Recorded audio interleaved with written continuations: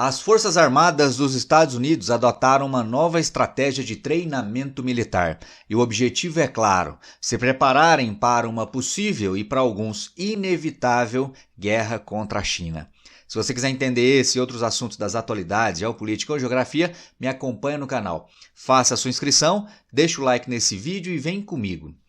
Pessoal, de acordo com o jornal Washington Post, os Estados Unidos deram início a uma série de treinamentos militares para a preparação de suas forças armadas para uma talvez inevitável, segundo alguns, guerra contra a China em regiões de arquipélagos no Oceano Pacífico e próximo ao litoral chinês. Vamos entender melhor, dá uma olhada.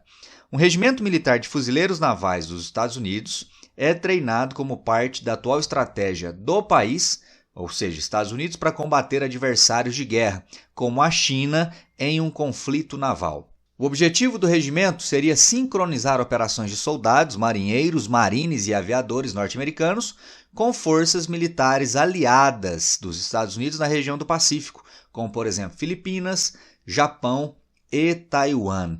E por que é uma nova estratégia, pessoal? Vamos recordar. Nas duas últimas décadas, principalmente, as Forças Armadas dos Estados Unidos estiveram focadas principalmente em conflitos no Oriente Médio, conflitos, portanto, terrestres em regiões de deserto. E aí uma eventual guerra contra os chineses não se daria em terra, se daria principalmente em zonas marítimas. Daí a necessidade de promover treinamentos a esses militares, dando a eles experiências melhores e maiores em combates navais. É justamente isso que disse um importante militar dos Estados Unidos ao Washington Post. Olha só o que ele disse. Nós passamos a maior parte dos últimos 20 anos olhando para um adversário sem armas sofisticadas. Aqui uma clara menção aos grupos radicais islâmicos combatidos lá no Oriente Médio, que não tinham esses grupos acesso a um poder nacional em sua plenitude.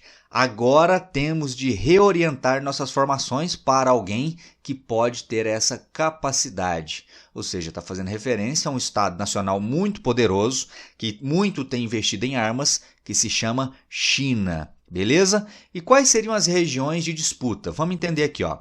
Aqui no mapa fica claro o destaque dado ao chamado Mar Meridional da China. Está aqui a China, o gigante asiático, rodeada de vários outros países, muitos dos quais aliados de primeira hora de quem? Dos Estados Unidos. Está aqui Taiwan, Filipinas, Malásia, Vietnã, Brunei, entre outros.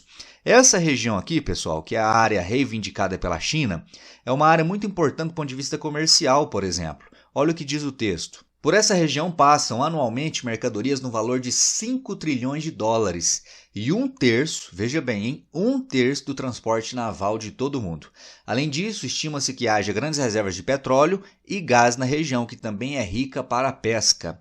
Ou seja, a importância econômica, estratégica dessa área é imensa. Além disso, China, Taiwan, Filipinas, Vietnã, Malásia e Brunei estão envolvidos na disputa. Os Estados Unidos, oficialmente, não têm interesses territoriais na região, mas defendem que ela continue sendo considerada águas internacionais e, portanto, livre para navegação. Para isso, conduzem nela operações do seu programa Freedom of Navigation, ou seja, liberdade de navegação. Isso quer dizer que os Estados Unidos já mantêm há alguns anos tropas militares aqui nessa região em apoio às forças armadas desses outros países aliados.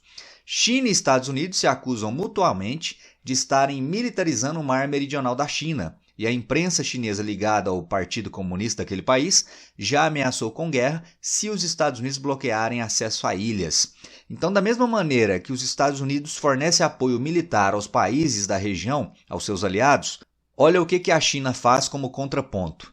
Essa imagem aqui mostra uma ilha artificial construída pelos chineses nessa região do Mar Meridional para a instalação de bases militares. Então a estratégia chinesa é expandir o seu mar territorial de que forma? Construindo ilhas artificiais e nessas ilhas artificiais instalar bases militares, justamente para promover o controle dessas rotas marítimas.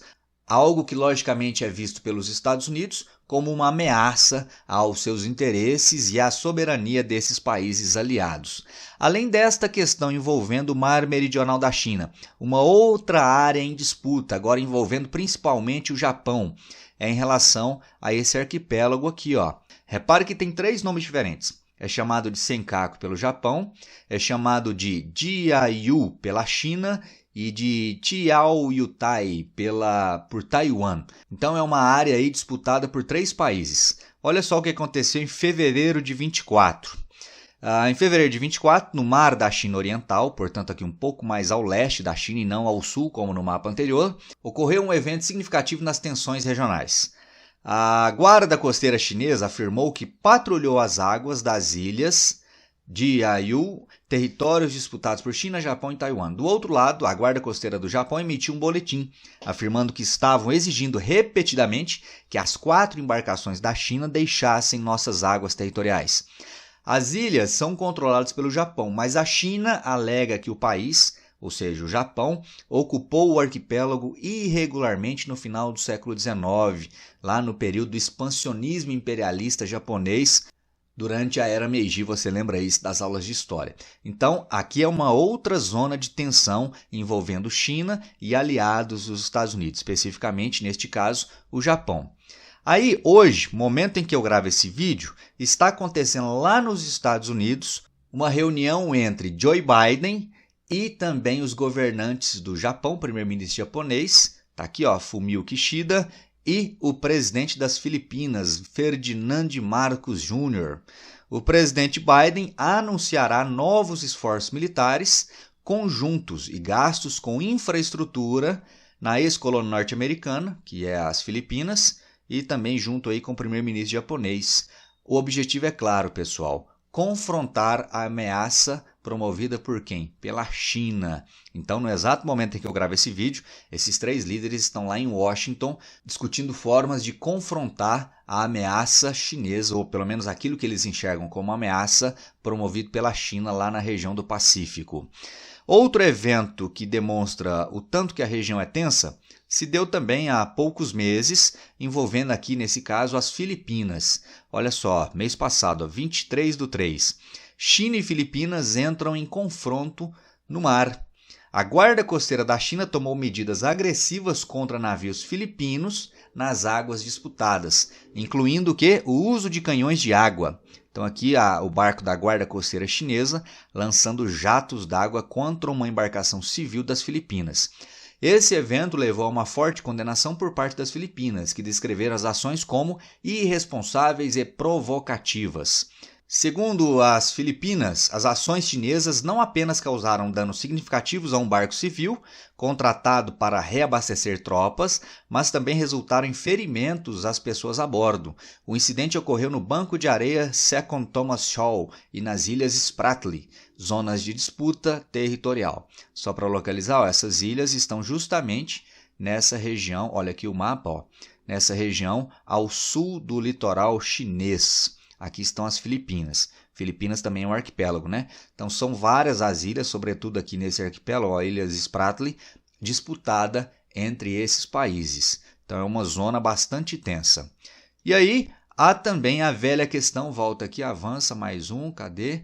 Há também a velha questão, uma tensão aí já antiga e talvez a mais simbólica envolvendo a China, que é em relação a Taiwan. Taiwan é considerado pela China, vocês se lembram, como uma província rebelde, ou seja, aquele filho rebelde que um dia saiu de casa e que a China garante que um dia retornará para o seu domínio, seja por bem ou seja por mal. Só para recapitular, Taiwan foi fundada logo depois da Revolução Comunista Chinesa, em 1949.